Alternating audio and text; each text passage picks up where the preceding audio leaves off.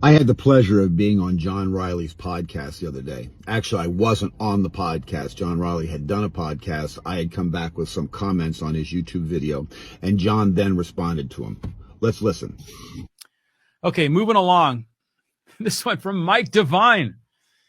Okay, so Mike Devine's a frequent listener and viewer of this show and comments on my YouTube channel all the time. Mike is also a very outspoken guy. And he always has something to say. In fact, he's been doing a lot of his own videos on social media, which are pretty good. You can find John on the John Riley Project on YouTube.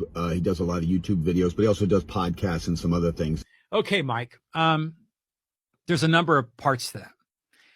Yes, I'm highly critical of Donald Trump for all of his ethics violations, for trying to overturn an election, for inciting a riot on Capitol Hill, to say nothing of all these other ethics violations. And we can go down the list. There's a long list. He has 4 indictments on him.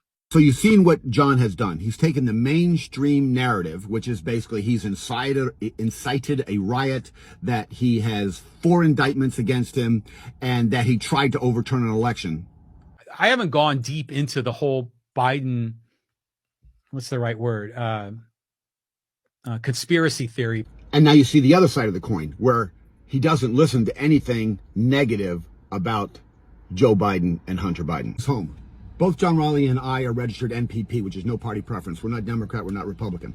But let's talk about Donald Trump. Donald Trump has to fight the mainstream media narrative that he tried to steal an election. No, Joe Biden stole the election. That he's been indicted 4 times. No, it's just Democrats indicting Republicans for their free speech. And 3, that he has to overcome the fact that he incited a riot. He didn't. He told them to march peacefully and patriotically toward the Capitol.